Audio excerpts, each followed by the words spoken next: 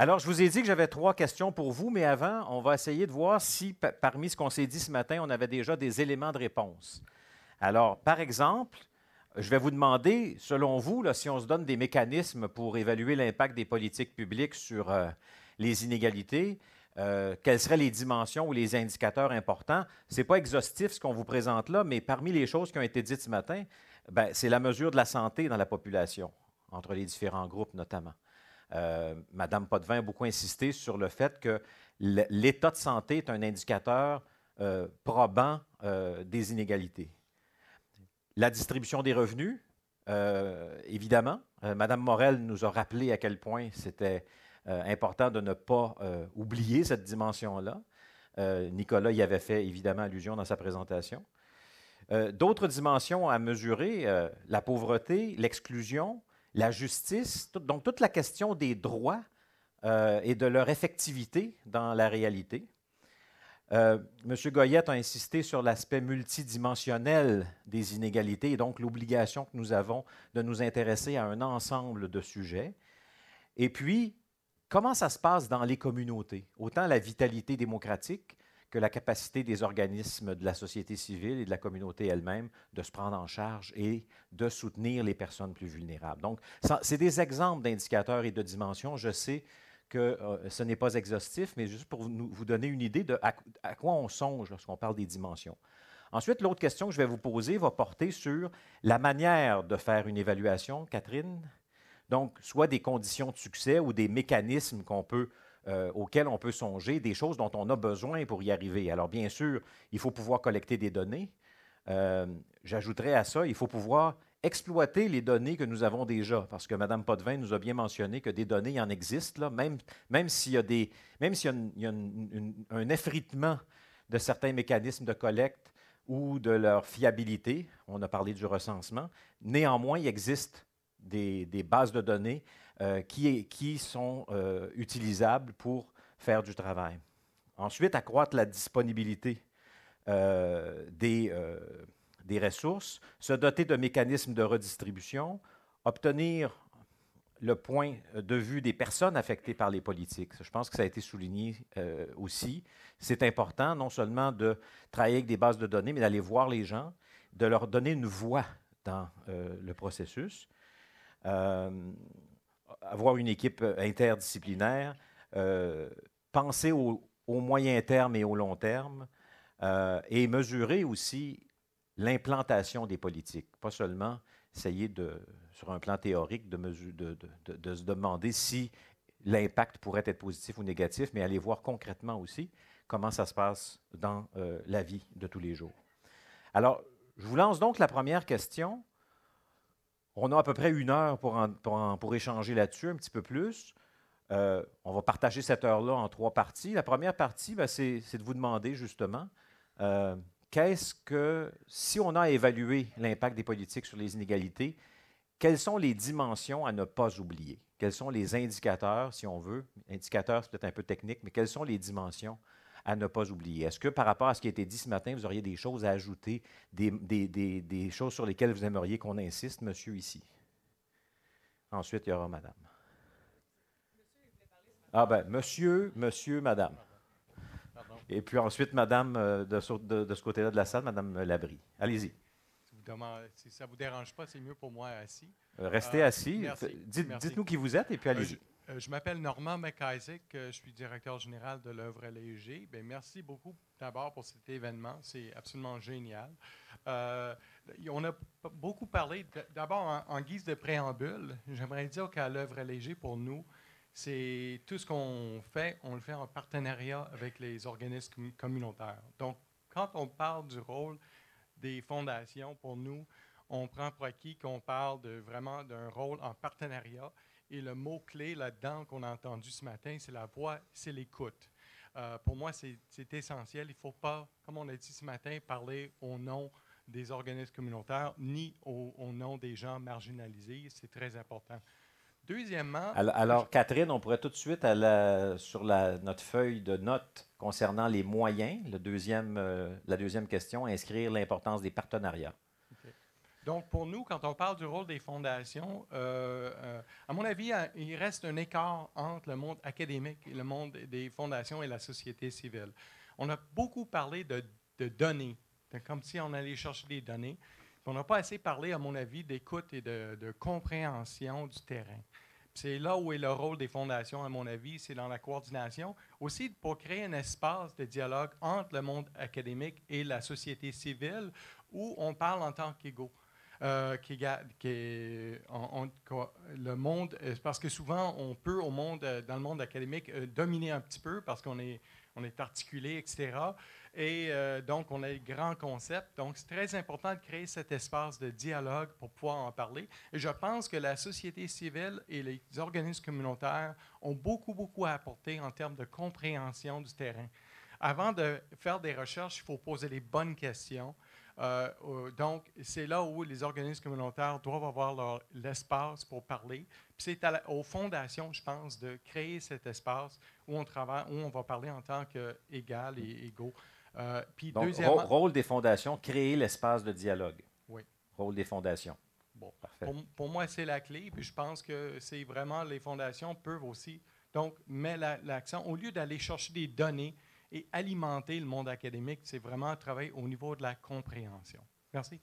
Merci. Alors, passez le micro derrière vous, allez-y. Oui, Henry Milner de l'Université de Montréal. Dans la présentation de Nicolas ce matin, il a souligné dans son tableau que c'était les politiques de l'éducation que, selon les experts, auront l'effet le plus négatif. Négatif sur les inégalités. Mais ça, c'est un sujet qui n'est pas revenu dans la discussion ce matin. Et à mon avis, ça, c'est une dimension très importante. Nous autres, au Québec, on fait des choix. On a fait des choix. Par exemple, on va vers la gratuité dans les universités en comparaison avec d'autres. Est-ce que ça, c'est vraiment quelque chose qui aide à l'égalité? On peut prétendre que oui, mais est-ce qu'on a des chiffres qui démontrent ça? On subventionne des écoles privées. Est-ce que ça, c'est quelque chose qui nous aide à atteindre l'égalité? Comment ça va avec les politiques sur le décrochage? Est-ce qu'il y a une amélioration? Il me paraît que ce sont des questions importantes à poser, de trouver les données pour répondre, parce qu'à long terme, l'éducation doit être le moyen d'arriver à une société plus égalitaire. Si on laisse tomber l'éducation, je pense que les autres choses sont très importantes, mais on manque une outil très important. Mais en même temps, c'est donc de mettre le filtre inégalité sur les politiques en éducation. Est-ce que ces politiques-là contribuent à les réduire, ces inégalités-là? Exactement. Ou pas? Donc, le voir comme un critère pour les décisions qu'on prend dans le monde de l'éducation. Je vais passer le micro à la dame à côté de vous. Bonjour, Sylvie de Grosbois de l'Université du Québec en Outaouais actuellement, mais anciennement de l'UQAM. Et c'est à partir de mon expérience UQAM, du travail que je faisais là-bas, que j'aimerais pouvoir porter un commentaire et une interrogation. Oui. J'étais anciennement au service aux collectivités de l'UQAM. Alors, le service aux collectivités est un lieu où, justement, il y a une rencontre entre la société civile, les groupes, et les chercheurs. Et c'est à partir de cette rencontre-là qu'on s'est rendu compte qu'il y a des éléments, ou enfin, il y a des endroits où, je dirais, toute la question de la documentation des effets, donc les indicateurs, et ce qui a été amené aujourd'hui en disant on a des sources de données, et ça c'est vrai, mais ceci est un fragment d'une réalité. C'est un fragment qui est important, mais je pense qu'il est clair qu'à partir de cette rencontre que nous avons pu faire entre des chercheurs et le milieu, on a pu comprendre collectivement qu'il manquait énormément d'informations, qu'il manquait des choses à documenter pour vraiment avoir une idée de l'impact que tout le travail qui est fait, de le mesurer. Quoi par exemple? Qu'est-ce qui manque? Ce qui manque, c'est souvent, on s'attend à quelque chose. Quand on fait une rencontre avec les milieux, quand on met sur place des politiques publiques, ce qu'on constate est dans le temps, dans une temporalité, et on s'attend souvent à des effets après 1 an, après 2 ans. Quand je parlais avec des gens qui travaillaient, par exemple, en centre jeunesse, les éducateurs disaient, moi, ça ne me tente pas de dire j'ai rencontré tant de jeunes en difficulté. Ce que j'ai envie de leur dire, c'est comment mon interaction, le travail avec eux, a amené, en quelque part, à peut-être raccrocher, sauver un jeune. Des aspects qualitatifs, relationnels? Des aspects qualitatifs, relationnels, et même dans le quantitatif. Moi, j'ai une formation d'épidémiologiste, donc je sais ce que c'est le quantitatif. Oui, vous devez jongler avec des chiffres. Même le quantitatif, ce n'est pas toujours le bon qui est mesuré. Okay. Tout à l'heure, on donnait l'exemple, et Ruth Rose l'a souligné et Sylvie Morel, sur la question des services de garde et comment, pour certains de vos panélistes, on disait qu'il n'y avait pas d'impact et pour d'autres, qu'il y en avait. Donc ça, ce que ça veut dire, c'est que clairement, la façon même de se positionner autour des indicateurs, il n'y a pas consensus et donc on peut arriver à dire qu'il n'y a pas d'effet. Donc moi, j'aimerais qu'on garde ça en tête. Oui. Et cette espèce de rencontre, de dialogue dont monsieur mentionnait l'importance, je pense qu'elle est cruciale parce que c'est qu'on va arriver à se comprendre sur qu'est-ce qu'on veut mesurer et pourquoi, pour mesurer quels impacts. D'accord. Est-ce que j'ai un autre micro, Catherine, qui circule? Parce que Viviane Labrie avait demandé la parole aussi. Ouais, ben, commençons par Madame, puis on va s'en aller tranquillement vers vous, Viviane. Ah, bien, il y a un autre micro. Donc, Madame et Viviane ensuite. Oui. Et ensuite, je vais vers vous. Oui. Oui, allez-y, Madame. Hélène Lépine, DGY des femmes de Montréal. Je pense qu'il y a une dimension importante qu'on n'a pas mentionnée ce matin, et c'est particulièrement les effets des réformes sur les inégalités sociales et de genre, l'impact, comment on va mesurer l'impact de ces inégalités chez les femmes. L'impact différencié selon le sexe. Différencié selon le sexe, effectivement.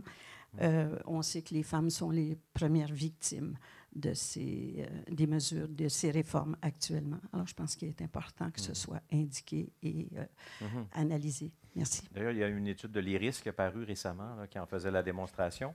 Alors, Viviane Labrie, puis j'ai une madame ici en avant. Oh, je te suis, Catherine. Distribue le micro. Alors, Madame Labrie. Oui. Alors, premier point, je veux saluer cette sortie des fondations au Québec dans le climat de cet hiver. Je pense que c'était très bienvenu d'entendre 8 fondations venir dire qu'il faut examiner l'impact des politiques publiques sur les inégalités. Puis pour donner un petit point d'histoire, c'est peut-être utile de savoir, parce que ce n'est pas quelque chose qui est tellement publicisé, qu'au moment de l'adoption de la loi visant à lutter contre la pauvreté et l'exclusion sociale, qui comportait une clause d'impact sur la pauvreté, mais assez faible, il y avait tout un travail citoyen qui réclamait une autre clause d'impact sur la réduction des inégalités, et ça n'est pas passé en commission parlementaire. Et on en voit à vrai dire, une clause d'impact, c'est comme une manière de travailler globalement sur la situation. Puis je vois ça un petit peu comme ça, le désir d'y voir plus clair là-dessus. Maintenant, depuis tout à l'heure, je me demande, en écoutant... Viviane, donc, reprendre cette demande d'avoir une clause d'évaluation d'impact sur les inégalités, ça serait un des moyens qu'on pourrait mettre en œuvre. Oui, puis les parlementaires ne s'étaient pas mis d'accord là-dessus. Okay. Et ça n'est pas passé dans la loi, mais logiquement, on aurait dû trouver ça dans la loi, qui d'ailleurs, oui, alors dans le travail citoyen, c'était clair qu'il fallait regarder ça. Puis depuis tout à l'heure, j'ai regardé un petit peu quels pourraient être des critères pour un travail qui viendrait des fondations. Parce que là, ce que je comprends aussi, c'est que c'est des fondations qui veulent réfléchir et s'outiller. Et il m'en est venu 5. Hein? Allons-y, 1, 2, 3, 4, 5. Je vais y aller, je vais essayer d'être concise, mais je pense que je devrais être bonne. OK, allons-y. Le premier, un outil devrait tenir compte du poids des dollars dans le revenu. Du poids des dollars dans le revenu des gens. On sait qu'on est dans une société à strates, à classe sociale. Il y a une chose qu'on oublie parfois, c'est que dans notre société, si on veut survivre, il faut un revenu de base. Il y a un minimum qu'il faut avoir en dessous duquel, comme disait Centraide Québec il y a quelques années, on est en déficit humain. ça veut dire que les dollars n'ont pas le même poids sur les différents revenus et on doit aborder la question des inégalités en se rappelant la quantité d'individus qui ne couvrent pas ces besoins-là dans notre société. Et donc, quelque part, ça donne un facteur de gravité plus grand à ce qui se passe du côté des plus pauvres. Rappelons-nous qu'au Québec, en ce moment, c'est 1 personne sur 10 qui ne couvre pas ses besoins selon la mesure du panier de consommation, qui n'est pas une mesure de sortie de la pauvreté, mais qui donne une évaluation. On a là un indicateur qui est important. Et donc, on devrait quelque part regarder, si on veut réduire les inégalités, comment les gens se rendent à ce plancher-là et comment d'autres s'en libèrent par un effet de, je ne sais pas dans quel véhicule spatial ils sont, mais ils se libèrent de la gravité terrestre. D'accord. On ne peut pas se permettre ça au Québec. Donc, le poids des dollars dans le revenu, deuxième. Oui, le deuxième, un outil devrait repérer ce qui se passe dans l'ensemble de la société. Alors, couvrir l'ensemble de la situation des personnes. Comme le disait Ruth tout à l'heure, il faut s'intéresser à ce qui arrive avec la classe moyenne, les plus riches et les plus pauvres. Puis pour donner un exemple, dans le dernier budget, on devrait repérer que la plus grande partie de l'augmentation du budget de la santé va à l'augmentation du revenu de quelques milliers de médecins, qu'il y a le gel de salaire dans la fonction publique et qu'en même temps, on va détériorer les conditions d'accès à l'aide sociale.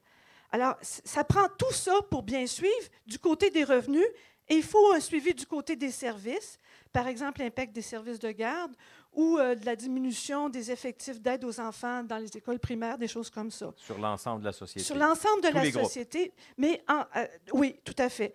Et en voyant ce qui est juste et pas juste là-dedans. Là. Un outil devrait aussi, et là je pense que c'est important pour les fondations, suivre l'évolution de l'outil de solidarité collective qu'est l'État. On doit se rappeler, puis je vais donner un exemple ancien, mais qui était tellement clair là-dessus. Il y a une année, dans les années 2000, le gouvernement du Québec a décidé qu'il ferait une demi-indexation des prestations d'aide sociale. Ce que ça faisait, c'est que le 35 millions qui n'allait plus dans les revenus des gens, combien de guignolés des médias ça prenait pour combler ce manque à gagner-là du côté du revenu des plus pauvres? Autrement dit, la philanthropie, le travail de solidarité parcellaire dans notre société ne peut jamais remplacer la force d'un instrument de solidarité qui est un État qui perçoit des impôts et des taxes. Alors, il faut s'occuper de l'outil de solidarité et travailler à renverser l'idée que payer ses impôts et payer des taxes, c'est un fardeau fiscal. C'est un formidable outil de solidarité. Il faut le voir comme ça.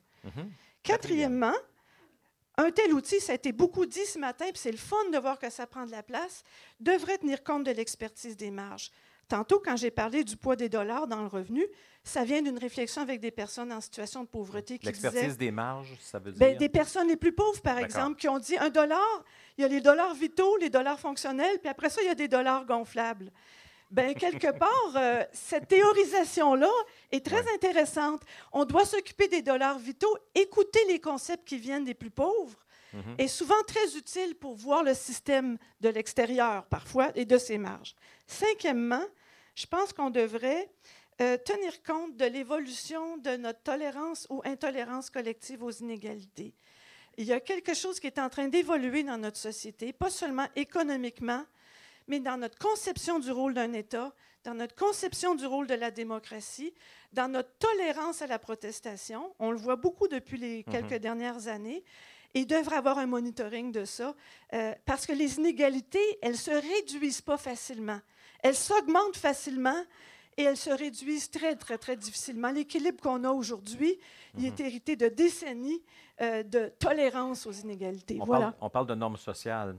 Je souligne que dans un sondage qu'on vient de publier dans l'État du Québec, on a demandé aux gens s'ils se préoccupaient des inégalités ici, des inégalités dans le monde, ou est-ce que, ou le troisième choix de réponse, c'était les inégalités ne me préoccupent pas.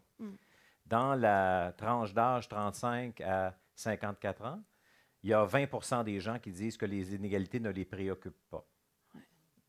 C'est un chiffre, moi, en tout cas, qui m'a frappé. C'est peut-être pas nouveau, mais en tout cas. Est-ce que c'est un héritage? En fait, est-ce que l'héritage de ce qu'on a appelé la Révolution tranquille, qui était d'autre chose que ça, on n'a pas à le faire évoluer pour qu'on comprenne les choix qu'on fait ensemble. En tout cas, il y a de bonnes questions à se poser Oui. ici. Donc, un 5e indicateur. Voilà, c'était ça. Alors, j'étais rendu ici, je crois. Non, ça sera bientôt vous. Catherine, donc. Guide-moi, Catherine. Bon, alors, je vous écoute. Allez-y. Bonjour, je m'appelle Brenda Plant. Je suis sur le conseil d'administration de la Fondation Beatty et membre du comité d'investissement solidaire. Moi, je voulais intervenir sur le rôle des fondations et peut-être venir un peu en amont de la question qui se pose ce matin. Sommes-nous vraiment conscients de nos propres effets sur les inégalités? Comme fondation, c'est sûr que nous sommes obligés par la loi de verser 3,5 % de nos actifs selon notre mission dans les œuvres de charité à chaque année. Mais qu'est-ce qu'on fait avec le 96,5 % qui reste? Nos actifs, nos investissements qui sont investis sur la bourse ou autrement. Ça nous différencie des œuvres de charité à laquelle on donne. Ça nous différencie comme institution de plein d'autres. Et c'est là notre marge d'influence, à mon avis, où c'est une grande partie de notre marge d'influence. Alors, peut-être on devrait aussi ajouter à notre rôle de se responsabiliser nous-mêmes avant même d'essayer d'avoir une influence, voir comment... C'est pas évident, c'est pas facile, mais il faut quand même essayer de le faire, puis d'être conscient de nos propres impacts peut-être en même temps. Et je crois que les indicateurs qui sortent aujourd'hui sont quand même intéressants et on va pouvoir peut-être les appliquer à nos propres évaluations des indicateurs d'évaluation pour nos portefeuilles et comment gérer nos actifs pour que ça réduise les inégalités. L'OCDE, qui n'est tout... le World Economic Forum a indiqué que les inégalités sociales sont un des pires problèmes ou risques systémiques. Alors, c'est dans notre propre intérêt de gérer les risques, de mitiger les risques sociaux, environnementaux et de gouvernance dans nos portefeuilles afin d'assurer notre propre survie comme fondation aussi. Merci. Merci beaucoup. Madame Rose. Bonjour, je suis Ruth Rose, économiste de l'UQAM. Moi, ce qui me préoccupe, c'est un peu, une fois qu'on a ces recherches et on a ces indicateurs, qu'est-ce qu'on en fait avec? Parce qu'il y a beaucoup de choses qu'on sait déjà. Ça fait au moins 10 ans qu'on a des données au niveau mondial sur l'accroissement des inégalités sociales et toutes les données indiquent qu'on continue à accroître les inégalités au niveau mondial puis à l'intérieur de chacun des pays. Alors, je pense qu'un des rôles, je ne sais pas si c'est un moyen ou un rôle des fondations, ce serait surtout quand on a des recherches intéressantes, c'est de les rendre publiques et de sensibiliser l'ensemble de la population, les journalistes, parce que les journalistes sont souvent un des mécanismes de transmission des informations, et aussi c'est une façon de mettre la pression sur l'appareil politique. Par exemple, on sait depuis très longtemps que la façon d'accroître le coût des services de santé, c'est le privatiser. Ça accroît l'inégalité d'accès, puis ça accroît l'ensemble des coûts. On sait, le ministre Letao a dit en campagne électorale qu'augmenter le régime des rentes du Québec, mettre l'argent dans le régime des rentes du Québec, serait une façon beaucoup plus efficace de résoudre la pauvreté à la retraite que les RVER. N'empêche que d'abord le gouvernement Charest, ensuite le gouvernement Marois et finalement le gouvernement Couillard ont plutôt investi dans les RVER, puis ils disent de deux bouts de lèvres qu'il faut peut-être améliorer les régimes publics, mais ils ne le font pas. Et on pourrait citer un ensemble de choses qu'on sait Mais dont les décideurs ne tiennent pas compte. Et non seulement ils ne tiennent pas compte, mais ce qu'on perçoit aussi, c'est les interventions, c'est qu'ils ne veulent pas savoir. Tu sais, avec le gouvernement Harper, c'est flagrant. Ils ne veulent pas savoir qu'il y a des problèmes de changement climatique. Et toute la sous-pression qu'on a des appareils de recherche à l'intérieur de l'État et la sous-pression des données, c'est que le gouvernement ne veut pas que ce soit sur le secteur public, sur la place publique. Donc, faire connaître, faire savoir ce qu'on sait déjà. Donc, la diffusion, la communication. Et oui, et contrer le poids opposé par le gouvernement et par les médias, qui dominent le discours politique public. Bien. Qui a le micro dans les mains? C'est moi. Allez-y. Oui, Richard Touchette, Oxfam Québec. 2 points, je voudrais faire du pouce sur ce que Madame vient de dire, sur la question de l'influence. Si on veut influencer, il faut qu'on comprenne que notre façon de communiquer est importante. Donc, il faut qu'on se lance dans des façons de faire qui ne sont peut-être pas habituelles, c'est-à-dire de regarder le côté marketing, de regarder le côté de qui porte le message, de comment on porte le message, de qui nous écoute, de qu'est-ce qu'ils écoutent. Je disais des choses dernièrement sur notre ami le maire de Saguenay qui disait que les intellectuels, les environnementalistes, c'était des terroristes. Mais il y a quelque chose dans le fond de ça sur de communiquer entre intellectuels, ça parle à certaines personnes, ça ne parle pas à d'autres personnes. Et il va falloir qu'on regarde la façon d'utiliser ce message. Avez-vous des réponses à vos propres questions, là? Quel message? Qui doit le porter? Bien, parfois, c'est juste pas nous. Hein? OK. On Mais qui, par exemple? Ben, parce que ça pose la question des alliances. Tout aussi, à fait. Hein? Je pense qu'il faut élargir les alliances. À qui? Auprès de qui? Aux gens qui font des relations publiques. Ouais. Aux gens qui font du marketing, aux gens qui font du journalisme, peu importe, d'ouvrir le débat et de voir comment on peut faire ça. Je n'ai pas nécessairement... Évidemment, c'est parce qu'il y a des méthodes aussi qu'on n'aime pas. Hein, on ne veut pas nécessairement être vu comme manipulant le message. Ceci dit, ce n'est pas des analyses de faits qui parlent à tout le monde et ce n'est pas nécessairement comme ça que les gens changent leur perception de ce qu'ils doivent être et faire. Le deuxième, pour moi, c'est la question des dimensions et indicateurs, les inégalités, l'impact des inégalités sur les jeunes. Sur les jeunes? Sur les jeunes. Okay, pourquoi? Quoi en particulier? Parce que je pense que les décideurs et les électeurs sont pas mal des gens plus âgés. Et donc, on a peut-être tendance à faire des politiques qui plaisent à ces gens-là plutôt qu'à d'autres pour la rentabilité électorale à court terme. C'est sûr que les jeunes votent moins. Ils votent moins. Et on a des revendications étudiantes. On a même un gouvernement du Québec qui nous dit que tout ce qu'il fait, c'est pour les jeunes. Donc, on a peut-être une bonne place ici pour ancrer l'argument de voir c'est quoi l'impact vraiment sur les générations qui s'en viennent. D'accord. Madame. Donc, Nadia Pollard, Médecins du Monde. Moi, je vais être très brève, c'est pour ça qu'on va être 2. Je vais passer le micro à ma collègue après. 3 choses que je voulais soulever. D'abord, dans les indicateurs, le statut juridique. Parce que Médecins du Monde... le statut juridique? Statut juridique, je m'explique. De quoi? Des migrants à statut précaire. D'immigrants à statut précaire. Oui, donc toute la problématique de ne pas avoir accès parce qu'on n'a pas de statut, on est en attente de statut, et puis des fois, ça peut être extrêmement long pour toutes sortes de raisons dans lesquelles je ne rentrerai pas. Deuxièmement, je pense que ce qui est des fois un défi pour nous aussi, parce que nous, on offre un service, vraiment un accès aux soins de base dans la clinique migrante, c'est que les fondations nous demandent souvent d'être innovateurs. Et moi, j'aime bien, hein, le innovateur, c'est parfait, c'est super. Là, on n'avance pas si on n'est pas innovateur. Mais dans notre cas, nous, pour la clinique migrante, c'est pas très innovateur, c'est des choses de base. C'est des gens qui n'ont pas accès au minimum là, au niveau de la santé. Donc, c'est vraiment le soutien aux activités courantes. Donc, je pense que c'est quelque chose à garder en tête, tout en disant que c'est bien d'être innovateur. Et troisième élément, c'est plus loin de Médecins du Monde, c'est plus un ajout personnel. Je trouve le grand absent depuis ce matin, c'est le secteur privé. Et on n'a pas du tout abordé le rôle des entreprises. Alors, je vous invite à le faire. Ben c'est ça, j'y arrive, je me dépêche. Je vous donne plus de temps. Oui, parce que je pensais à ça, j'aurais pensé que Brenda, elle parle de ça parce qu'elle est beaucoup mieux placée que moi. Oui, c'est ça. Oui.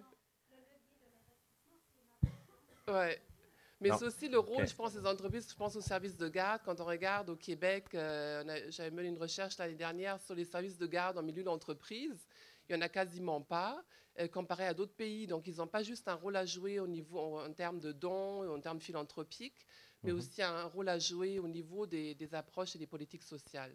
Là, Quand on parle du rôle du privé, est-ce que vous le voyez comme une dimension à ne pas oublier ou vous voyez le secteur privé comme un allié potentiel dans le dialogue dont on parle là, depuis tout à l'heure, dans des campagnes publiques? Ben moi, je pense que c'est un allié. Et puis, franchement, je veux dire, si on parle des inégalités, moi, j'aime ça au Québec que les entreprises fassent de l'argent et créent de la richesse.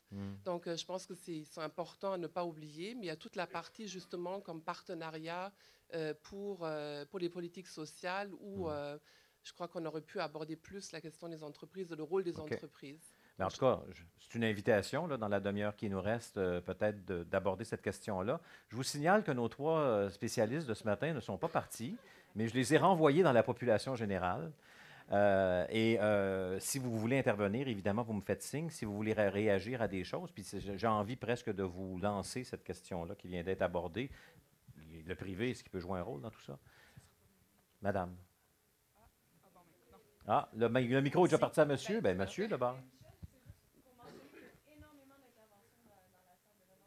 Donc, à ce moment-là, on essaie de se... Hein? Bien, rapidement, simplement dire qu'avec, on parle de réforme de l'État, il y a aussi le rôle du fédéral là-dedans, puis avec les coupures annoncées à la SPLI, donc la stratégie de partenariat de lutte à l'itinérance, ce serait bien, je vais juste lancer une idée aux fondations, parce que c'est sûr qu'ils vont avoir plus de demandes dans les années à venir, ce serait bien de le colliger tout ça, les impacts que ça représente un retrait du fédéral dans autre chose que le Housing First, que le logement d'abord. OK. Pas oublier le fédéral, c'est une bonne indication. Oui. Oui, bonjour. Je suis Lise Gervais, coordonnatrice générale de Relais Femmes. Il y a plein de choses qui ont déjà été mentionnées, mais j'aimerais quand même mettre mon petit grain de sel, notamment sur chacun des 3 éléments.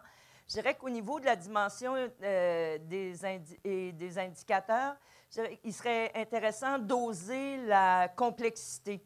On a tendance, dans les indicateurs, à rester très collés à une chose, un nombre, les jeunes.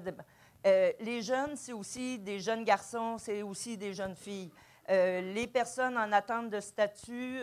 Donc, il me semble qu'on rentrerait dans une richesse de compréhension de la situation, puis peut-être arriver à des réponses plus intéressantes. Donc, oser la complexité. Et pour l'oser, peut-être que ça arrive dans le 2e point, dans les moyens.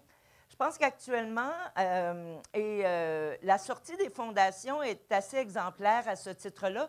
Les fondations sont sorties de leur créneau habituel en prenant la parole et je vous inviterai à continuer à le faire, à mentionner que vous ne comptez pas vous substituer au rôle de l'État. Il y a comme des principes à mettre de l'avant.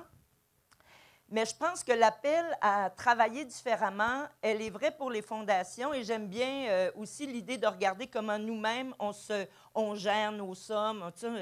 Effectivement, on a des examens de conscience à faire tout le monde. Oui. Mais comme acteur, que ce soit en recherche, que ce soit en organisation communautaire ou autre, on a aussi à repenser nos façons de travailler. Et j'en mettrais une, c'est travailler ensemble. Le contexte actuel est très, très, très propice à la compétition, à la « je tire la couverte sur mon côté ». Et plutôt, je ferai un appel à pourquoi ne pas profiter de cette opportunité-là pour repenser les billes et travailler différemment ensemble. On a parlé du partenariat, je pense qu'il est important. Mais je pense qu'on veut toujours faire du partenariat, mais on veut que les autres soient partenaires avec nous plutôt que de travailler ensemble à redéfinir un partenariat qui serait peut-être la piste. Dernier élément. Dernier élément. On a mentionné tantôt comment ça se fait qu'en équité salariale, par exemple, on a réussi à faire des gains. Je pense que le mouvement des femmes, à ce titre-là, a réussi à faire des choses intéressantes. Puis il me semble qu'il y avait une espèce d'enlignement des planètes. Bon, ce n'est pas le bon terme, vous me comprendrez, mais c'est comme ça que je me le représente. Il y avait à la fois un mouvement social, Sylvie en a parlé tantôt. Il y avait un mouvement social qui était à la fois revendicateur, mais aussi proposeur sur le terrain d'alternatives concrètes pour les populations. Oui. Il y avait des chercheurs qui contribuaient à développer le discours, la compréhension de la situation. Il il y avait des fonctionnaires qui, dans la machine, prenaient le relais, avaient un écho, entendaient. Donc, il y avait... Et tout cet ensemble-là a fait en sorte que la population a été sensible. Je pense que là, il faut aussi qu'on s'adresse à la population. Et finalement, ça a créé une volonté politique. La volonté politique n'est pas naturelle.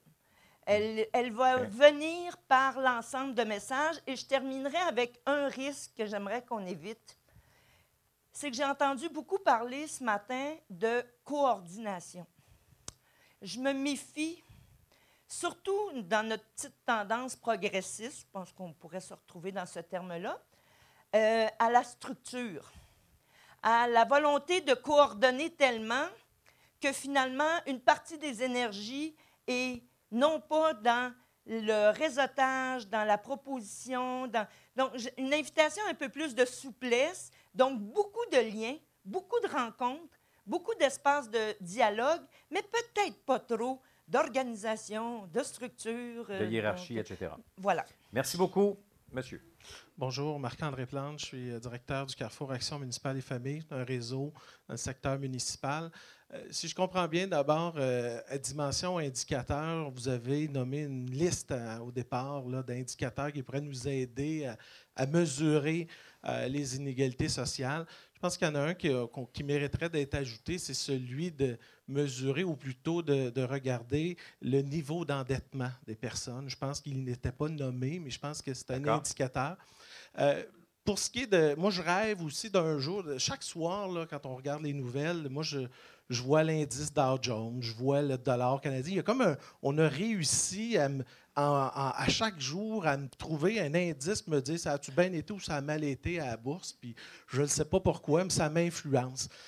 Je comprends qu'au niveau des inégalités sociales, on ne peut peut-être pas sortir des données quotidiennes comme ça qui me permettent de voir ça évoluer, mais ça m'apparaît quand même un défi, puis on a réussi à le faire dans d'autres secteurs. Je regarde dans le secteur municipal, on s'est doté d'un outil d'évaluation où on dit, bien, voici le niveau de cette municipalité-là, elle est défavorisée, elle a telle cote. On a fait la même chose dans le secteur scolaire avec tel. Évidemment, c'est contestable, ces données-là, mais il me semble qu'il faut tenter, à tout de moins, de vouloir mesurer justement l'évolution, pas seulement dans le cadre de certaines politiques ou décisions, mais il faut être en mesure de le mesurer d'année en année. Et est-ce que ça peut être des groupes d'experts, etc.? On trouvera le moyen par la suite. Donc, créer une sorte d'indice autour des inégalités. Qui va, exactement. Je pense que ça aiderait aussi pour la population de voir l'évolution, de voir les effets d'année en année. Okay. Je terminerai sur le rôle des fondations. Je voulais juste dire, moi, j'ai vu clause d'impact des lois là, sur les inégalités. Moi, j'appuie cette idée-là. Je trouve que ça serait une façon de ramener l'État. Je pense qu'il faut, chaque fois que l'État révise des tarifs, des politiques, des programmes, il faut que l'État se pose cette question. Ils sont obligés de nous dire c'est quoi l'impact sur les inégalités. Positif ou négatif ou nul. Mais je pense que ça va mieux coordonner l'action gouvernementale, notamment dans le contexte que l'on vit. Donc? Rôle des fondations, bien, je pense qu'il m'apparaîtrait important de soutenir à la fois une cohésion d'intervenants économiques, sociaux, au plan social. Soutenir la cohésion de ces intervenants. Soutenir une cohésion justement pour ramener dans le discours politique une préoccupation des inégalités sociales. Puis moi, je tiens à dire, je fais partie de ceux qui croient que dans le discours politique, on peut ramener cet enjeu-là des inégalités sociales. Regardez récemment, le président américain, son adresse à la nation, a fixé comme principal enjeu en matière de politique intérieure l'enjeu des inégalités sociales. Et je pense que c'est possible de ramener ça dans le discours politique, mais il faut mobiliser notre monde et arriver avec un argumentaire autour de cela. Donc, pas coordination, cohésion. Qui a un micro?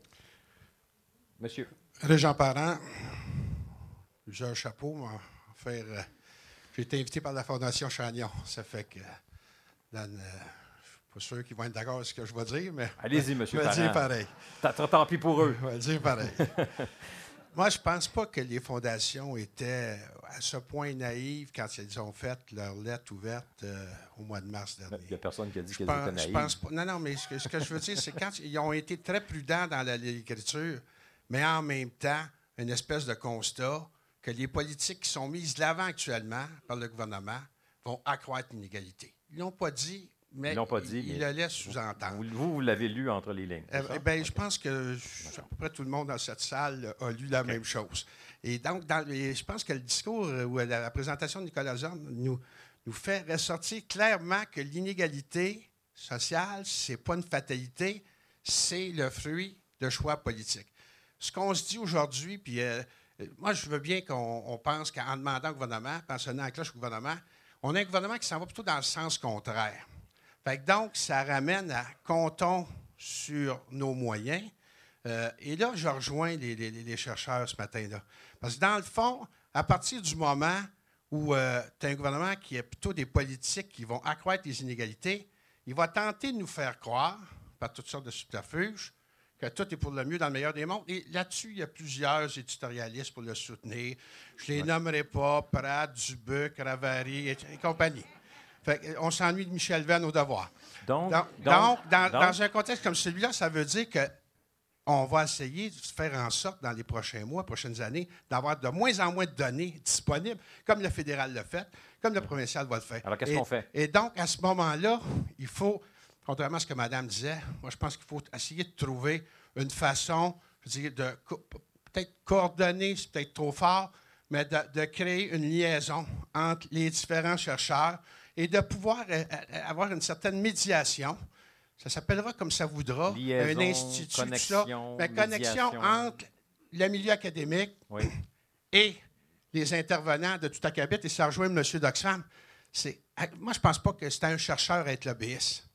Mais à quelque part, à partir du moment où on est capable de connecter les recherches, qu'on est capable d'équiper chacune des fondations qui ont une mission, d'équiper des organismes qui interviennent, même mouvement syndical, on va reprendre le monde du privé. J'ai plus de doutes que madame, mais en tout cas, des fois que ça arriverait. Mais donc, dans ce contexte-là, cette espèce d'instance de médiation pour à la fois, je veux dire, favoriser la recherche. Je pense que les fondations ont un rôle là-dessus de faire en sorte qu'on puisse médier, essayer de renforcer la recherche, de pouvoir peut-être se substituer à l'État, mais malheureusement, l'État, là, il ne veut pas savoir actuellement. Il va falloir qu'il y ait du monde qui veut le savoir, il va falloir aider ceux qui veulent savoir, puis en plus, il va falloir équiper ceux qui peuvent intervenir sur la place publique. Parce que mettons que l'environnement médiatique, il est plutôt à dire qu'on est dans le monde de l'équité au Québec, puis c'est beau de dire que les gens sont préoccupés par les inégalités, mais en même temps, ils sont pour l'austérité. Fait que cherchez le paradoxe. Merci. Quelqu'un qui a un micro par là, mais monsieur. On m'a demandé de faire vite. Sur la question des indicateurs, très rapidement... Qui êtes-vous, monsieur? Excusez-moi. Rémi Fraser, je représente la table des regroupements provinciaux d'organismes communautaires et autonomes en santé et services sociaux. Sur la question des indicateurs, pour moi, ça demeure quelque chose d'extrêmement abstrait. Pour donner un exemple, parce qu'on a souvent fait le rapprochement un peu plus tôt, au niveau du réchauffement climatique. Je me souviens dans les années 80, quand on a commencé à parler de réchauffement climatique au Québec, on s'est dit « all right ». Enfin, on va avoir de plus beaux étés et de meilleurs hivers. Par ailleurs, quand on a commencé à nous expliquer ce que ça voudrait dire comme effet, et qu'on a commencé à faire des rapprochements entre des phénomènes concrets et ça c'est peut-être, ou ça devrait, ou c'est éventuellement un effet du réchauffement climatique. Et quand en plus on nous a dit, mais si le réchauffement climatique continue, il va se passer ça, il va se passer ça, il va se passer ça. Et je pense que quelque part, on devrait peut-être avoir cette préoccupation de dire, si les inégalités économiques et sociales continue d'augmenter, il risque de se passer ça au Québec. Et se poser la question, quel genre de Québec on veut avoir dans le futur, et de commencer à faire des interpellations du gouvernement. On dit que gouverner, c'est prévoir, mais à ce moment-là, peut-être de dire au gouvernement, si tu prévois nous amener un Québec comme ceci plutôt que comme cela, il faut que tu fasses maintenant ceci plutôt que cela. Merci. Qui a un micro? Madame. Oui, Marie-France Reynaud, je suis membre du CA de la Fondation Chagnon, mais je m'exprime en mon nom personnel. Vous êtes médecin de santé publique pour les gens qui ne le savent pas. Je suis médecin de santé publique et je suis chercheur dans ma job de jour. Alors, moi, je voudrais tout à fait seconder ce que Ruth Rose a dit par rapport au fait que les données sont connues, sont transmises, ils sont connues du gouvernement et les décisions sont prises contrairement à tout ce que la science peut dire. Puis, pourrais donner l'exemple des services de garde où on a une recherche de grande qualité au Québec avec des données québécoises, des données longitudinales et tout ça. Les décisions vont à l'encontre de tout ce que cette science-là nous dit. Moi, je pense que le discours néolibéral, il a percolé très bien. La population est absolument convaincue que ce que fait le gouvernement, c'est ça qu'il faut faire. Et moi, je pense que la voix des fondations est absolument essentielle parce qu'elle n'est pas contrainte par comme la voix des instances gouvernementales ou paragouvernementales est contrainte actuellement. Je pense au directeur de santé publique où on annonce des modifications à la loi santé et services sociaux qui va faire que leur droit de parole va être complètement contrôlé. Les directeurs de santé publique sont intervenus sur la place publique, souvent notamment sur les enjeux d'aide sociale, mais aussi sur plusieurs autres. Alors moi, j'inviterais les gens à ne pas être naïfs, à penser que les voies néolibérales sont financées grassement par le privé, par des organismes, des institutions, des pseudo-instituts économiques, pseudo-scientifiques, et qu'il va falloir que la réponse soit à la hauteur de ce qui est véhiculé. Et le terrain de bataille, c'est les médias. Parce que les gouvernements vont changer quand les médias vont les mettre devant des réalités puis vont les harceler au quotidien. Sinon, c'est pas le transfert des connaissances. Moi, j'ai aucune illusion sur la capacité du transfert de connaissances directes de changer les choses. Ceux qui veulent s'amuser, allez voir pour le projet de loi 28 l'intervention de Camille Bouchard en commission parlementaire pour voir que c'est une fin de non-recevoir malgré le fait que c'est le prix du Québec qui se prononce 3 mois après l'avoir reçu. Donc, au fond, ce que je comprends, c'est que c'est l'importance de la présence publique. L'importance de la présence médiatique, mais pas une présence timide et pas une présence de pioui au niveau des moyens. Une présence conseillée par des stratèges de communication. OK. Je vais continuer à prendre des tours de parole. Il nous reste une quinzaine de minutes. Oui, je vais vous demander d'essayer d'aller droit au but, disons. Mais je voudrais souligner qu'on est ici, entre autres, pour se demander quel type de mécanisme on pourrait souhaiter qu'il existe pour faire ça, mesurer les inégalités et l'impact des politiques sur les inégalités et le faire savoir, faire connaître les résultats. Alors, si vous avez des suggestions de mécanismes particuliers, soit qui existent déjà, qu'il s'agirait d'adapter, soit dont vous connaissez l'existence ailleurs dans le monde qu'on pourrait importer, j'aimerais vous entendre sur ça. L'autre dimension, c'est quand on sort d'ici, là, nous qui faisons partie du vaste écosystème des fondations, on fait quoi? Comment on continue à rester vigilant? Donc, ça nous ramène, oui, au rôle des fondations, mais plus largement au rôle de l'écosystème qui entoure les fondations. Quel rôle on veut jouer dans la suite des choses? Et puis, deuxièmement, le mécanisme qu'on cherche, avez-vous des idées là-dessus? J'aimerais ça qu'on se concentre sur ça pour les 15 dernières minutes, mais je continue les tours de parole en la donnant aux gens qui ont le micro dans les mains. Moi, j'ai un micro dans ma main, donc... Allez-y, madame. Identifiez-vous d'abord. Donna Mergler, professeure à l'UQAM et neurophysiologiste qui travaille en santé environnementale. Et parmi les dimensions et indicateurs que j'aimerais ajouter à la liste, c'est, Louise en a touché un peu, mais c'est les injustices environnementales. Qu'est-ce que ça veut dire, ça? Ça veut dire que la pollution et les substances toxiques se retrouvent pas, ne sont pas également distribuées. On connaît le même écart qu'on connaît pour le revenu et pour tous les autres aspects. Je veux mettre l'emphase là-dessus parce que ça a un effet pas seulement sur la morbidité et sur la mortalité, mais la pollution et les substances toxiques qui en font partie fait en sorte que les enfants peuvent, leur capacité d'apprentissage est diminuée et leur comportement est dérangé par les effets de ces substances toxiques. Okay. Donc, une dimension extrêmement importante. Donc, une dimension qui fait en sorte que même si on modifie l'éducation, il faut tenir compte du fait qu'on est déjà affecter la capacité. Parmi les moyens, et je trouve que le modèle, Sylvie de Grosbois en a parlé, le modèle des services aux collectivités de l'UQAM, qui existe depuis maintenant 40 ans, est un modèle qu'on aurait aimé au début qu'il soit repris par d'autres et qui n'a jamais été repris. C'est un modèle de collaboration. C'est un modèle de co-construction. De co-construction avec les communautés, chercheurs et communautés. Donc, si on se donne un mécanisme, il faudrait que ce soit un mécanisme de co-construction. Un mécanisme de co-construction pour faire face tant au niveau de la recherche qu'au niveau du lien entre la recherche et l'intervention. Et juste pour terminer, parce que je pense que ça fait partie du milieu dans lequel on vit tout le monde, c'est qu'il y a énormément de barrières à le faire. Et la première barrière par rapport à la recherche, c'est la façon qu'on finance et qu'on met des gens en compétition les uns avec les autres. Oui, d'accord. Qui a un micro dans ce coin-là? Ici, ben, allez-y. Richard Lessard, Santé publique et membre du CA de Centraide. Je nous regarde, puis j'ai comme l'impression qu'on est en train d'organiser la résistance contre les décisions que le gouvernement qu'on a élu a pris ou est en train de prendre.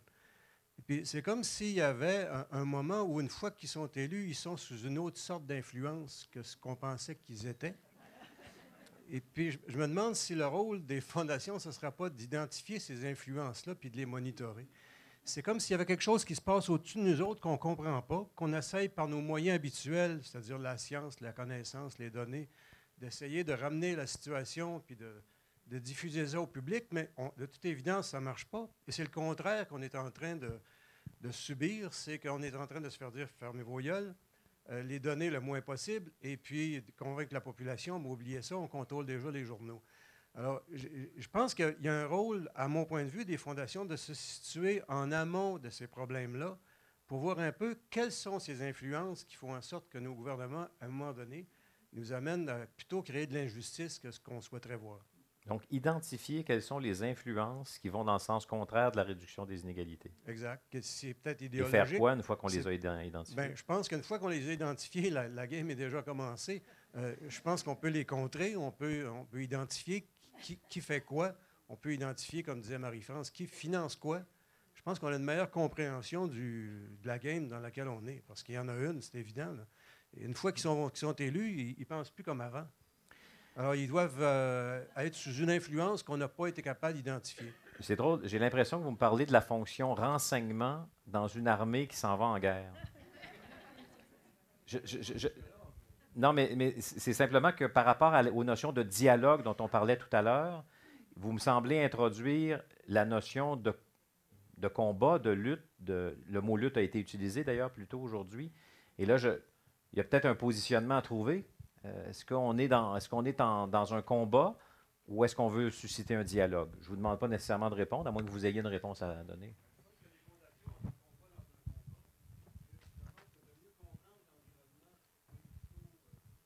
Oui.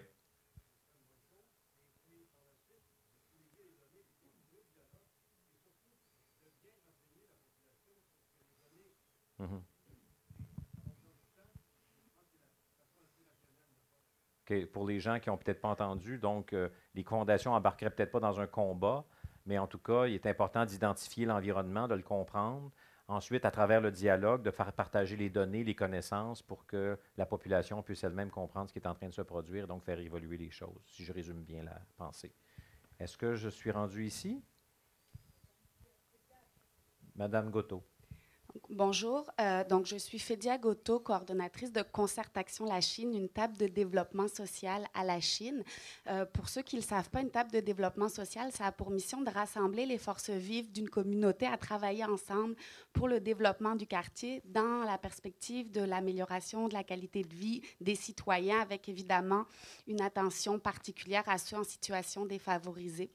Nous, un petit peu comme les fondations ces temps-ci, on est un petit peu pris entre deux chaises entre notre mandat non partisan et le fait qu'on constate que notre population est affectée par ces réformes. Donc, comment se positionner et prendre la parole alors qu'en même temps, on essaie de mobiliser nos élus qui sont des forces vives pour travailler avec nous.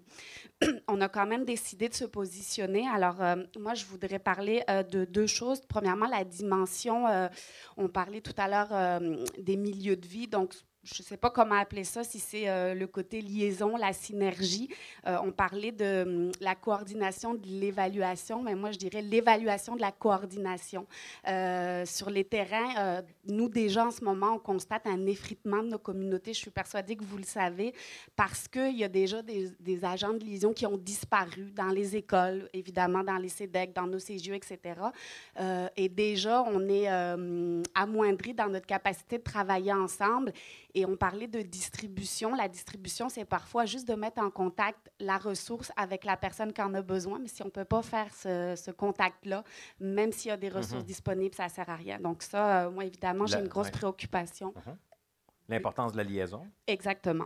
Qui n'est pas un service, qui est difficilement mesurable, mais qui est nécessaire. L'autre chose, au niveau du rôle, moi, je voudrais remercier les fondations de cette lettre et de cette rencontre, parce qu'en ce moment, je soutiens une communauté qui est essoufflée et qui est à la fois très mobilisée et très démobilisée en même temps par son incapacité, son impuissance. Et pour moi, c'est très clair que les fondations ont un rôle de prendre une position pour soutenir aussi ces communautés, pour leur dire qu'elles ne sont pas seules et qu'elles sont conscientes des enjeux en ce moment. Et je vous dirais que nous, ça a été perçu un petit peu comme une lueur d'espoir. Notamment, je pense que si vous êtes pour faire des opérations de publicité, aussi d'expliquer qui vous êtes, d'où provient votre argent et pourquoi vous prenez cette position-là. Je pense que les citoyens, comme on le disait, il y a différents types de citoyens et de capacités démocratiques. Donc, on a besoin aussi de se rappeler qui vous êtes et qu'est-ce que vous faites. Voilà. Merci. Madame Bello. Peut-être dire que dans les enjeux... Lever, peut-être. Oui, je vais me lever. Tiens. Les enjeux de résistance, je pense qu'on fait face aussi à des mythes sur comment l'intervention de l'État est une dépense et non pas une richesse, comment les inégalités ne s'accroissent pas et comment on essaye de camoufler par le manque de données, mais aussi toute la logique néolibérale qui vise à montrer que tout ce qui se fait au nom de l'austérité est une production de justice sociale sous couvert d'équité générationnelle et de le faire, et que le paiement de la dette va permettre aux jeunes d'évoluer alors même qu'on le fait sans les considérer. Et je pense que c'est des résistances à ces mythes-là, à ces ancrages-là, à ces discours-là qui sont prenants dans la société et qui font relayer par les médias, qui font en sorte qu'on croit que quand on coupe, c'est positif et on croit encore qu'on améliore le sort finalement des plus démunis et notamment de notre société de 2050.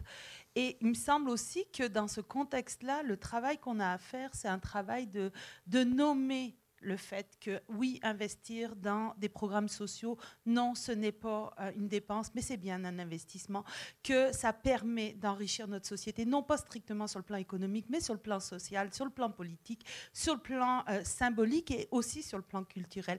Et que soutenir les moins nantis de notre société fait partie de la richesse collective dont on s'est doté à partir de la Révolution tranquille. Et les oublier, c'est ignorer ce projet collectif-là qu'on avait en termes de solidarité. Et je pense que, oui, il faut travailler à résister, à produire des contre-discours, même si ce n'est pas simple, même s'il y a une armée en face pour en produire d'autres, mais il faut s'éveiller. Et je pense que les fondations, le fait d'avoir une lettre ouverte, mais le fait de partir sur cette place publique en disant, voici nous ce qu'on entend par justice sociale et non pas ce que le courant néolibéral entend, c'est une façon aussi de défendre ce projet collectif. D'accord. Puisque je suis ici, je vais donner la parole à Mme Potvin. Je vais faire le tour de nos 3 conférenciers pour qu'ils aient un dernier droit de parole avant qu'on se quitte, mais il va me rester un peu de temps pour vous ensuite. Mme Potvin. Bien sûr, en bon universitaire, je me suis mis à plancher sur vous avez fait l'analyse. Non, le défi que vous nous avez lancé du rôle du privé. Ce que j'ai trouvé, moi, c'est que ces gens-là carburent, en fait, ont besoin de données. Les gens du privé aussi ont besoin d'avoir des données. Ils ont besoin de données. Okay. Le problème, c'est une des raisons, effectivement, pour lesquelles le recensement est mis à mal, c'est qu'ils ont leur propre façon d'avoir des données, mais ils ont mal aussi. au recensement. Et je pense que de s'allier avec le privé pour ramasser les données que ça nous prend, c'est probablement un rôle qu'ils peuvent avoir parce qu'ils en ont besoin aussi. Maintenant, ces données-là, puis je me suis mis un peu à réfléchir. Et dans le fond, le privé aussi, lorsqu'ils ont besoin de données, qu'est-ce qu'ils font? Bien, dans les mines, ils avaient des canaries. Et quel est le canari pour les inégalités sociales? Bien, selon le chercheur canadien regretté Clyde Hertzman, la préparation, le niveau de préparation à l'école, tout ce qui touche la petite enfance et ce qui fait en sorte qu'on arrive à l'école bien armé est un des canaris des inégalités sociales qui est assez incontournable. Contrairement à certains intervenants, je n'irais pas trop pour la complexité dans cette histoire-là, mais d'avoir des choses extrêmement performantes et qui vont parler. Et dans ce sens-là, je pense que la façon dont nos enfants sont collectivement prêts au moment où ils arrivent à l'école, c'est un indicateur, en tout cas. Donc, choisir quelques indicateurs très parlants et les faire circuler. Et les faire circuler. À la façon d'un indice Dow Jones, là, quotidiennement au téléjournal. Et le rôle, pour moi, des fondations, c'est de soutenir ce que personne ne soutient par ailleurs, c'est-à-dire les processus. C'est tout ce qui est inefficient et qui va se faire couper, qui va passer à la trappe. C'est les processus de se parler, c'est les processus de mettre à la disposition le plus possible des gens, ce qui les aide à prendre des décisions. M. Goyette, voulez-vous ajouter quelque chose? Bien, simplement dire qu'on peut s'intéresser aux effets des inégalités sur la scolarité. On peut comprendre comment nos systèmes d'éducation produisent des inégalités, puis on peut aussi regarder comment certaines populations qui sont dans des positions de fragilisation marginale ne bénéficient pas de l'ascenseur social, de la scolarisation. Donc, c'est plusieurs façons d'envisager, même si on reste sur des indicateurs forts, mais qui peuvent déjà entrevoir ou laisser entrevoir une forme de complexité dans la façon d'envisager cet enjeu-là. Merci beaucoup. Alors, j'ai le temps pour deux, maximum 3 interventions, surtout si elles sont brèves. Madame. Très courte. Lilia Goldfarb, je suis directrice de nombreux programmes au Y des femmes de Montréal. On a parlé de la question de l'analyse différenciée selon les genres. Je ne veux pas qu'on oublie l'analyse différenciée, de l'intersectionnalité dans l'analyse, parce que la réalité... L'intersectionnalité. C'est ça. Nous voyons beaucoup, et de plus en plus de femmes immigrantes, des immigrantes récentes, des immigrantes, beaucoup de femmes africaines, beaucoup de femmes musulmanes. Elles vivent d'autres réalités que ce n'est pas nécessairement les mêmes réalités que toutes les femmes. Et on doit tenir compte, plusieurs nous arrivent, ils n'ont pas de revenus. Les réalités sont très frappantes. Si on parle de rentrer à l'école aussi pour leurs enfants. Donc ça, c'est quelque chose que je pense très important. Pour les fondations, évidemment, nous, les organismes de terrain, surtout que les organismes qui voient beaucoup de personnes, on serait en mesure de documenter qu'est-ce qu'on voit et qu'est-ce qu'on voit dans la société. Mais c'est ça, on n'a pas le temps, on est dans l'action, on n'a pas les fonds pour le faire. Et donc, pour la documentation, ça pourrait être votre contribution d'ailleurs dans ce mécanisme-là. Madame, ici. Oui, André Lévesque, Fondation Solstice. Moi, j'aimerais savoir ce qu'on représente ici. Nous sommes 9 fondations. Il y a des gens d'autres fondations également qui se sont joints à l'Assemblée. Bon, d'accord. Mais par rapport à toutes les fondations, peut-être l'Institut du Nouveau Monde voudrait faire la recherche, mais j'aimerais savoir ce que nous représentons en termes de capital, en termes de sommes distribuées chaque année. Est-ce qu'on est 5 % Je veux dire, il y a fondation et fondation. Il y a la Fondation Chagnon qui est quand même importante. Moi, je représente une petite fondation féministe. Est-ce que ce serait possible de savoir, parce qu'on est pleine de bonnes intentions, il y a un consensus. C'est quoi l'étendue de vos moyens, quoi? Oui, mais j'aimerais savoir, ensemble, globalement, les 10 ou 12 qui sommes ici, ce qu'on représente. Moi, je n'ai pas la réponse à vous donner immédiatement, mais je comprends que c'est une chose à considérer. D'accord. Est-ce qu'il y a une dernière intervention dans la salle? Ben, allez-y, madame, ça va être... Écoutez, le micro passe à côté de moi, donc je me dois de parler. Vous êtes madame? Roselyne Mavungu, je représente le réseau québécois du crédit communautaire. Et bien sûr, la remarque que je voulais faire, c'était par rapport aux femmes immigrantes, aux immigrants. Et ce que je voudrais rajouter juste, c'est que j'aimerais que cette action qui a lieu aujourd'hui soit le début d'une pratique pour vous, les fondations, de continuer à faire des actions qui ont des impacts aussi importants. Je le dis parce que le 11 mars est la journée nationale du crédit communautaire. Le crédit communautaire, c'est en fait le microcrédit au Québec, et c'est 22 organisations donc, qui prêtent à des populations appauvries. Et nous n'avions pas les moyens de sortir haut et fort pour faire une communication sur cette journée nationale qui a été votée il y a 5 ans par l'Assemblée nationale. Mais les fondations, le 11 mars, donc on fait cette lettre ouverte donc, en plein dans nos enjeux sur l'impact des inégalités et tout ça. Donc je voudrais vous remercier parce que ça a servi pour nous qui étions en interface avec le politique pour qu'on ne soit pas une des mesures qui ne demeurerait pas financée. Et donc, je voudrais vous dire de continuer parce que l'impact est bien sûr est réel. Donc, j'en suis un exemple. Merci beaucoup. Merci beaucoup. Alors, merci à vous tous et à vous toutes. Mon rôle se termine ici. À l'INM, nous allons transformer cette liste en un rapport, une synthèse qui sera évidemment remise au collectif des fondations et qui, j'imagine, pourra circuler ensuite. On va aussi rendre disponibles les différents contenus qui ont été distribués, qui ont été présentés aujourd'hui. Et puis, bien sûr, on va continuer à collaborer à ce mouvement, si mouvement, évidemment, se poursuit. Et je pense que c'est ce dont Jacques Bordelot va nous parler pour clore cette demi-journée. À vous, Jacques Bordelot.